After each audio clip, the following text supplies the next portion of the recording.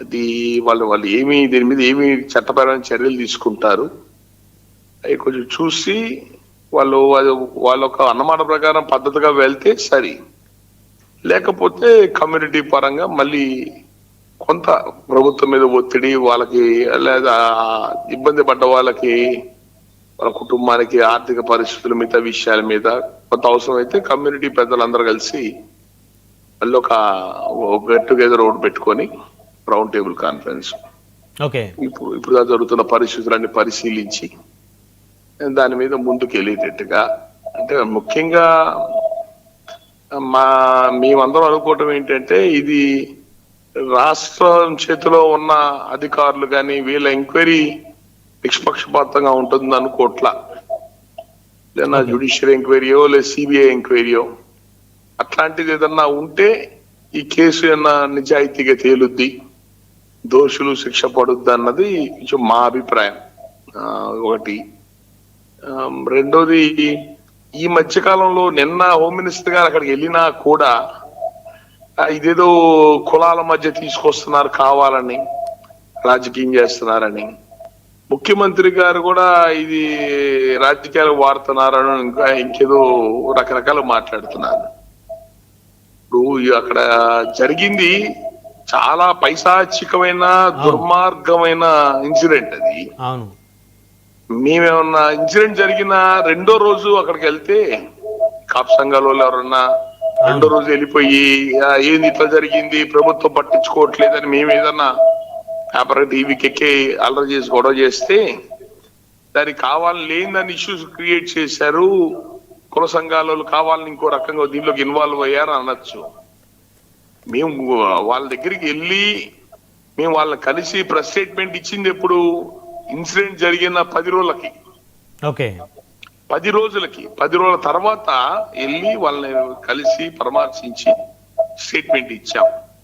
మరి మామూలు సహజంగా మీరు మీడియాలో ఉన్నారు, రాష్ట్ర వ్యాప్తంగా ఇట్లాంటి సంఘటన జరిగితే టీవీల్లో ఏ విధంగా బ్రేకింగ్ న్యూస్ రావాలి చెప్పండి? ఇది అవును రావాలా? 100% రావాలి. ఇది అసలు ఈ మధ్య కాలంలో మనం గత దశాబ్ద కాలం నుంచి కనీవిని ఎరిగినటువంటి ఒక పైశాచికమైనటువంటి దుర్మార్గమైనటువంటి సంఘటన ఇది. అది మరి టీవీల్లో కానీ ప్రింట్ మీడియాలో కానీ ఇది పెద్ద భయంకరమైన సెన్సేషనల్ న్యూస్ గా రావాలి కదా. అవును. మరి కందుకూరు పరిసరాలు జిల్లా, నెల్లూరు జిల్లా కూడా కాదు, కందుకూరు పరిసరాలు వదిలిపెడితే రాష్ట్రం మొత్తానికి కూడా మేము ప్రెస్ లో స్టేట్మెంట్ ఇచ్చేదాకా రాష్ట్రం మొత్తానికి తెలియకుండా ఆపిన మహాశక్తి ఎవరు? కులం కాకుండా శక్తి ఎవరు? కులం కాదుగా ఇది, కులాలు ఆపాదిస్తున్నారు కదా. అవును. మరి కులాలు ఆపాదిస్తున్నారు అది ఇదని క్వశ్చన్ చేస్తున్నారు కదా. ఆ మహాశక్తి ఎవరున్నారు వెనకాల? ఈ టీవీలో ఎక్కడ రానికుండా కళ్ళు మూసుకుపోయినాయా అన్ని ఛానళ్ళకి, ప్రింట్ మీడియా అందరికి? ఎవడు ఆపింది? ఎవడ మహాశక్తి ఎవరు? ఆపినోడు ఎవడు? అదే కమ్మ సామాజిక వర్గం యొక్క శక్తి ఆపింది. చంపినోడు మావోడు కాబట్టి అక్కడ రానివ్వకూడదు, తొక్కి పారేయాల. అదే వేరే కులపోడికి ఎవరన్నా మటర్ చేస్తే ఆయన ఎవరు సంతమాగలు సంతరోజు అప్పయ్య చౌదరి ఎవరు ఒక ఆయన చనిపోతే రాష్ట్ర వ్యాప్తంగా అది సంచలనం. ముఖ్యమంత్రి స్వయంగా మాట్లాడతారు, లోకేష్ వెళ్ళి వస్తారు, డబ్బులు ఇచ్చి వస్తారు, అవన్నీ మాట్లాడతారు. అది చంపినోడు కమ్మ సామాజిక వర్గం కదా, ఆటోమేటిక్ గా కందుకూరు దాటి పక్క ఊరికి కూడా రాష్ట్రం, కనీసం నెల్లూరు జిల్లాలో ఉన్న మాకే తెలియదండి ఈ విషయం అనే స్థితి. ఎవరు ఆ మహాశక్తి? ఎవరు నడిపినోడు? ఎవరు ఆ నడిపి ఇంత మీడియాని కంట్రోల్ చేసిన వాళ్ళు ఎవరండి? ఎవరు చేస్తుంటారు ఇంత మీడియాని కంట్రోల్? ఒక అంశం. మరి ఇంత పెద్ద భయంకరమైన సంఘటన జరిగితే ఆ ఎమ్మెల్యే గారిది పక్కూరే కదా. ఈ 10 రోజులు ఎమ్మెల్యే ఊర్లో లేకపోతే పర్వాలా, ఎమ్మెల్యే మీ ఛానల్లోనే కదా. నేను బెతకరమైంతో తెలుగుదాం అనుకున్నాను చెప్పింది. ఇంతవరకు భారతదేశంలో ఏ ఎమ్మెల్యే ఇలా మాట్లాడటం విన్నామా మనం? లేదు. ఏ ఎమ్మెల్యేని పెద్దకర్మ తర్వాత అయిన తర్వాత అమ్మాయి తాలిపొట్టు తీసిదో పోదాం అనుకున్నాను, పసుపు కుంకలు తీసిదో పోదాం అనుకున్నాను, ఇట్లా మాట్లాడే ఎక్కడ విన్నామా మనం? లేదు. First time. పక్క ఊర్లో నివాసం ఉండే ఎమ్మెల్యే 3 శుభకార్యాలకు అటెండ్ అయ్యాడు ఆ చుట్టుపక్కల గ్రామాల్లో ఆ 10 రోజుల్లో. మేము వచ్చి వాళ్ళు పరామర్శించి స్టేట్మెంట్ ఇచ్చిన 3 రోజులు 4 రోజుల తర్వాత రాష్ట్రం అంతా గబ్బు పట్టిన తర్వాత, గందరగోళం అయిన తర్వాత వాళ్ళ ఇంటికి వెళ్ళి కంటిన్యూ చర్యగా 1,00,000 రూపాయలు వాళ్ళ మొహాన కొట్టి ఈ కేసు మీద చూస్తాము, అవుట్ సోర్సింగ్ ఉద్యోగం స్టేట్మెంట్ ఇచ్చాడు.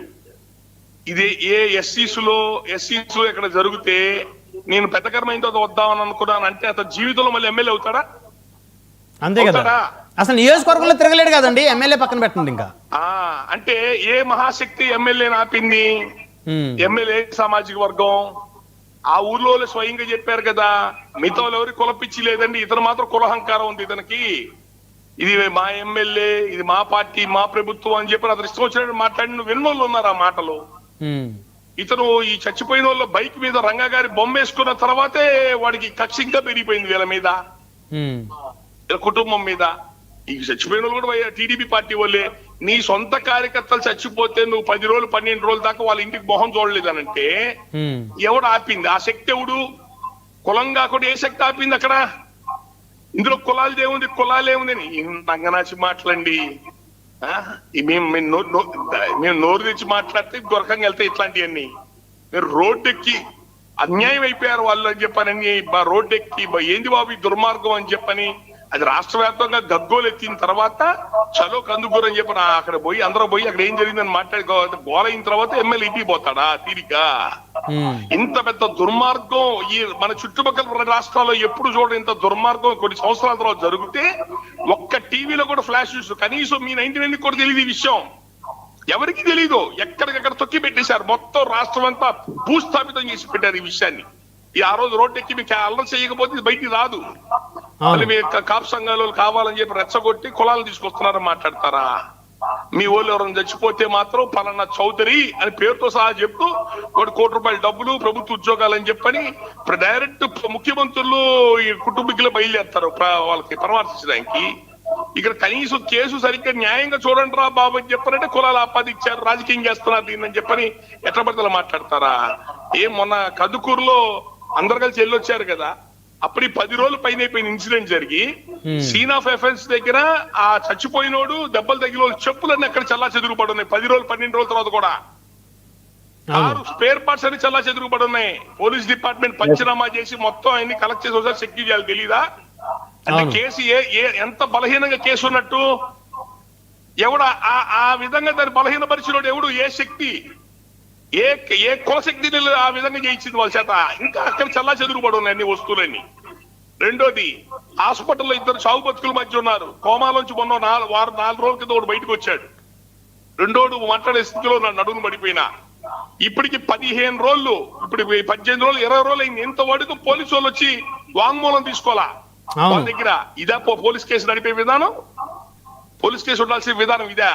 మళ్ళీ కేసు కట్టుదిట్టం చేసాం, దోషులను శిక్షిస్తామంటారా? ఆ కారులో ఉన్న వాడి భార్య తల్లి తొక్కిచ్చు అని చెప్పారు. వాళ్ళు కేకలు పెడుతుంది, చుట్టుపక్కల పొలాల్లో ఉన్నారు. తొక్కిచ్చని వాళ్ళు అరుస్తుంది, చుట్టుపక్కల పొలాల్లో ఉన్నారు. వాళ్ళకి ఆ కేసులో ఉన్నారా వాళ్ళు? వీటితో పాటు ఆ రోజున ఈ దోషి ఎవరైతే ఇంత దుర్మార్గం పాల్పడ్డాడో వాడితో పాటు ఫోన్ లో కాంటాక్ట్ లో ఉంటున్నారు మిగతా వాళ్ళు. ఆ రోజు ఆ సంఘటన సందర్భంగా వాళ్ళు ఎవరైనా పిలిచి ఇంట్రాగేట్ చేసి పేర్లు కలిపారా? ఏరే వాళ్ళు జీబు తీసుకొచ్చి ఆ దోషులు మొత్తం ఎవరైనా కారుతో గుద్దారు, ఆ కారు స్ట్రక్ అయిపోయింది. మొత్తం టైర్ బరస్ట్ అయ్యి హెయిర్ బెలూన్స్ రిలీజ్ అయిపోయిన తర్వాత కారు బయటకు వచ్చే పరిస్థితి లేదు. కారు నుంచి వెళ్ళిపోయాడు అక్కడి నుంచి. వాడు టైర్ బరస్ట్ అయిపోయి హెయిర్ బెలూన్ రిలీజ్ అయిపోయి స్టీరింగ్ స్ట్రక్ అయిపోయింది కానీ కారు వదిలేశాడు అక్కడ. వాడు ఫోన్ చేస్తే వేరే మనుషులు జీబులో వచ్చి తీసుకుపోయారు వాళ్ళని. అది ఎఫెన్స్ కాదా? అది ఎఫెన్సా కదా? తీసుకెళ్ళిన వాళ్ళు తీసుకెళ్ళిన వాళ్ళు ఎఫెన్సేగా? ఆ తీసుకెళ్ళిన పేర్లు ఉన్నాయా ఇంట్లో, కేసులు ఉన్నాయా? అంటే ఎంత మందికి కలిస్తే ఈ హత్య జరిగింది ఇక్కడ? అతని పేరు వాళ్ళ అయ్య పేరు తేలిక ఇన్వాల్వ్ చేసి హాస్పిటల్ దగ్గర వాంగ్మూలం తీసుకోకుండా, సీన్ ఆఫ్ అఫెన్స్ దగ్గర ఏం జరుగుతుందో సరైన సంఘటనలు తీసుకోకుండా, వాడు నన్ను చంపాలని చూస్తున్నాడని చెప్పని చచ్చిపోయినాడు ఎస్ఐ దగ్గరికి పోయి 10 సార్లు బాబు వాడు నన్ను చంపుతాను చేస్తానంటున్నాడయా మీరు పట్టించుకోండి అంటే పోలీస్ స్టేషన్ లో సీసీ కెమెరాలో చూస్తే బయటపడతాయి ఆ విషయాలన్నీ. ఎంతవరకు ఎన్ని రికార్డులతో బయట తీసేంతవరకు ఎంతవరకు ఎన్ని మొత్తం సిస్టమేటిక్ గా పెట్టారు కేసులో. ఏ శక్తి ఇంత బలహీనపరుస్తుంది పోలీస్ వ్యవస్థని? అదే కులశక్తి, కమ్మ కులశక్తి. ఎక్కడ ప్రపంచంలో టీవీలో రానికుండా, ఇంత దుర్మార్గ న్యూస్ మీడియాలో రానికుండా, టీవీలో రానికుండా, ఎక్కడ ఇలాంటి వ్యవహారాన్ని ఎంతోడు వాంగ్మూలాలు తీసుకోకుండా సంఘటన జరిగిన చోట నుంచి ఆ ఫార్చునర్ కారు తప్ప చచ్చిపోయిన వాళ్ళు, పడిపోయిన వాళ్ళ చెప్పులు కానీ వస్తువులు కానీ నేను తీయకుండా చల్లా చెదురు ఈ రోజు కూడా కుప్పలాగా పడేస్తున్నాయంటే ఎవడా నడిపిస్తారా? కథ నడిపిస్తున్న వాళ్ళు ఎవరు?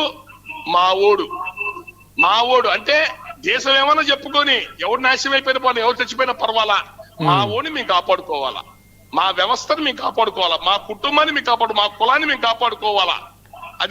అది దానికి మొత్తం యంత్రాంగాన్ని పెడతాం, మొత్తం ప్రభుత్వాన్ని నేను దించుతాం, మొత్తం మా శక్తి సామర్థ్యాలు వాడతాం. ఒక్క వ్యక్తిని కాబట్టి ఎందుకు ఆ ఒక్క వ్యక్తి దుర్మార్గం చేశాడు, వాడి శిక్ష అయింది చాలు, అయిపోద్ది. కేసే లేదు. ఎవరన్నా అల్లరి చేశారా, ఎవరన్నా మాట్లాడారా ఇందులో ఏమన్నా? అంటే బ్రహ్మనాయుడు గారు ఇంత దుర్మార్గం చెప్పంటారా?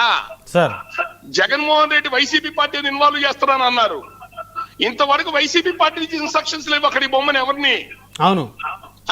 ఇప్పుడు తోట తిరుమతులు వాళ్ళందరూ కులపరంగా వచ్చాము స్టేట్మెంట్ ఇచ్చారు. మేము కులపరంగా స్వచ్ఛందంగా వచ్చామని చెప్పి అన్నారు వాళ్ళు. వాళ్ళ పార్టీ ప్లాట్ఫామ్ మీద తోడు వాళ్ళు మాట్లాడాల. వాళ్ళ పార్టీ చెప్పలేదంటే అసలు వాళ్ళకి వెళ్ళమని. అంటే ఎవడు అధికారంలో అంటే వాళ్ళు పేద కులాలను చంపుతారు, ఎవరు అధికారంలో అంటే వాడు ఇచ్చలు పెడతాం, అధికారం మతంతో ఏమైనా చేస్తాం. వాళ్ళుంటే రెడ్లు చేస్తారు, వీళ్ళుంటే కమ్మోలు చేస్తారు. అయ్యే పని పేద కులాలు లోకు దొరికేది అందరికి. మళ్ళీ దీనికి కులాలు ఎంత నీచం అండి. ఈ డైల్యూట్ చేయడానికి ఆ పిల్లకి ఎవరికి అక్రమ సంబంధాలు ఉన్నాయి యూట్యూబ్ ఛానల్లో అండి. ఆ పిల్ల నిజాయితీగా నిలబడింది కాబట్టి ఈ సంఘటన జరిగింది. ఆ పిల్ల అమ్ముడుపోయే పిల్ల అయితే గొడవ ఎందుకు? అమ్మాయి నిజాయితీగా నిలబడింది కాబట్టి ఈ రోజు ఇంత దుర్మార్గం జరిగింది. వాడు ఇంత దుర్మార్గం చేశాడు. ఆడపిల్లలు లాగటం, ఎవరన్నా కుల సంఘాలలో 10 రోజుల తర్వాత మళ్ళీ నొక్కి చెప్తున్నా, ఇన్సిడెంట్ జరిగిన 10 రోజుల దాకా మీ నోర్లు మూసుకొని ఊరుకున్నాం. నేను 5 రాష్ట్రాలు చూసేవాడి, ప్రతి ఊరు నాకు అందుబాటులో ఉంటుంది. కందుకు జరిగిన 2వ రోజే చెప్పారు ఫోన్ చేసి, ప్రభుత్వం చూసుకుంటుంది అని చెప్పి ఊరుకున్నాం. 10 రోజులు ఊరుకున్నా కూడా ఇంత దుర్మార్గమా? 10 రోజుల తర్వాత వచ్చి ఏమయ్యా పట్టించుకోవట్లేదు, ఏందే ఇది ప్రభుత్వం, ఇది అడివే మనుషులు బతికే సమాజమా, అడివేరా ఇది? ఇంత మానవ మృగాల్లాగా ఇట్లాంటివి చేస్తే మా ఓడని చెప్పి వెనకేసుకొస్తారా, కాపాడుకొస్తారని చెప్పని మా బాధ వ్యక్తం చేసి, అది కూడా రాష్ట్ర వ్యాప్తంగా గగ్గోలు ఎత్తిపోతే. రాము గారు మీ వాయిస్ స్లోగా వస్తుంది. అది రాష్ట్ర వ్యాప్తంగా గగ్గోలు ఎత్తిన తర్వాత వాళ్ళు అప్పుడు బయలుదేరారండి ఎమ్మెల్యేలు అందరూ కలిసి. ఓకే చూద్దాం. అంటే రాము గారు 3 రోజుల్లో నివేదికను తయారు చేసి ముఖ్యమంత్రి గారికి ఇవ్వమని చెప్పేసి ఆయన ఆదేశాలు జారీ చేశారని హోంమంత్రి గారు చెప్పారు. అదేవిధంగా ఉదయం మన 99 టీవీ డిస్కషన్లో ప్రభుత్వ విప్ బొలిశెట్టి శ్రీనివాస్ గారు కూడా చెప్పారు, 3 రోజుల నివేదిక ముఖ్యమంత్రి గారి దృష్టికి మేము తీసుకెళ్తున్నాం, ఆ టీంలో నేను కూడా ఉన్నాను కాబట్టి ఖచ్చితంగా దీని మీద ఎక్కువ కాన్సన్ట్రేషన్ చేస్తాము, బాధితుడికి అండగా ఉండే విధంగా, నేరస్తులకు శిక్ష పడే విధంగా మేము ప్రయత్నం చేస్తామని చెప్పారు. మరి ఇది మళ్ళీ ఓటి 10 సార్లు, ఒకసారి కాదు 10 సార్లు చెప్తున్నాం. ఇది వాళ్ళ ప్రభుత్వం, వాళ్ళ వ్యవస్థలందరూ కలిసి దీన్ని తొక్కి పెట్టి సమాజంలోకి ఇలాంటి జరిగిన దుర్మార్గాన్ని బయటికి రానికుండా ఇలా చేసి వాళ్ళని పట్టించుకోకపోవటం వల్లనే 10 ఇన్సిడెంట్ జరిగిన 10 రోజుల తర్వాత కుల సంఘంలో బాధ్యత కాబట్టి బయటకు వచ్చి మాట్లాడాం మేము. ఇది పూర్తి ప్రభుత్వ వైఫల్యం, వాళ్ళ వ్యవస్థల వైఫల్యం. ఇది అట్టడుగు పేద కులాలంటే లోకువ, కాపులు బీసీ ఎస్సీలు అంటే లోకువ, వీళ్ళ ప్రాణాలంటే లోకువ వీళ్ళకి. అందువల్లే ఇంత అరాచక దుర్మార్గం జరిగింది కాబట్టి 10 రోజుల తర్వాత మేము 2వ రోజు 3వ రోజు వచ్చి రోడ్డు ఎక్కితే మాట్లాడితే పర్వాలా, 10 రోజుల తర్వాత మా బాధ వచ్చి వాళ్ళు పరామర్శించి బాధ వ్యక్తం చేసి, ఇది రాష్ట్రం అంతా అలరయిన తర్వాతే ఎమ్మెల్యే వాళ్ళ ఇంటికి వెళ్ళినా రాష్ట్ర ప్రభుత్వం బయటకు వచ్చినా. ఇదేదో మొదట్లో మీరు బాధ్యత తీసుకుంటే ఈ గొడవే లేదు కదా. అవును, మీరు మొదట్లో బయటకు వస్తే ఈ కులాలనే మాట ఎందుకు? తమ్ముడు తనుడైన ధర్మం తప్పకూడదు.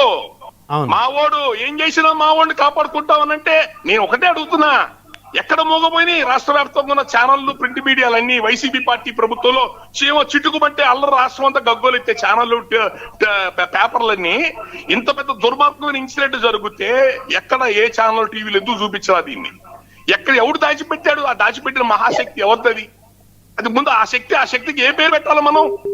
ఇంత దుర్మార్గం జరిగిన దానికి ఆ శక్తికి ఏం పేరు పెట్టాలా? కులమని పెడదామా, వ్యవస్థను ప్రభుత్వాన్ని పెడదామా, అధికారులను పెడదాం, దేని పేరు పెట్టాలి అని చెప్పండి మనం అందరం కలిసి. ఇది మాకు సాగిపోతుంది, ఏం మాట్లాడినా చెల్లుద్ది. ఇట్లాంటి మాటలు మాట్లాడితే ఇది ప్రజాస్వామ్యం. ఎలక్షన్స్ వస్తూ ఉంటాయి, పోతుంటాయి, మళ్ళీ రేపు ఎలక్షన్స్ వస్తాయి, మళ్ళీ ఇబ్బందులు పడతారు. అది ఆలోచించుకోవాలి. ఎవరు పర్మనెంట్ గా అధికారంలో కూర్చోరు కదా, ప్రజలు చూస్తుంటారు, జరుగుతుంది చూస్తుంటారు. అది నేను అందరికీ ఎవరు పడితే వాడు ఇది కులపరంగా లాగుతున్నారనో. నిన్న కూడా అక్కడికి వచ్చి ఆమె ఎంతసేపు హోమ్ మినిస్టర్ అదే మాట్లాడి, తప్పది, చాలా తప్పది. కులాన్ని లాక్కొస్తున్నారంటే నేనదే అడుగుతున్నా. 10 రోజుల నుంచి ఎమ్మెల్యే రాకుండా ఉండడానికి ఏ శక్తి ఆపింది? ఎవడు ఆపాడు? వాళ్ళ దగ్గర వాంగ్మూలం తీసుకోకుండా ఆపిన శక్తి ఎవడు? ఆ సీన్ ఆఫ్ ఎవిడెన్స్ లో జరిగే సంఘటన జరిగితే ఆ చుట్టుపక్కల ఉన్న ఇంతవరకు అవి భద్రపరచని ఆ శక్తి ఎవరు? ఆ కారులో కూర్చున్న మిగతా వాళ్ళ పేర్లు, వాళ్ళు యాక్సిడెంట్ అయిన తర్వాత వేరే జీబులు ఎక్కించుకొని తీసుకెళ్లిన పేర్లు తోడికి ఎందుకు ఎంట్రీలు దొరకవు? ఆ శక్తి ఆపింది ఎవరు? ఈ పేపర్లో, రాష్ట్ర వ్యాప్తంగా పేపర్లో, టీవీలో కానీ ఎక్కడ ఈ వార్తలే రాని కూడా తొక్కి పెట్టిన ఆ శక్తి ఎవడు?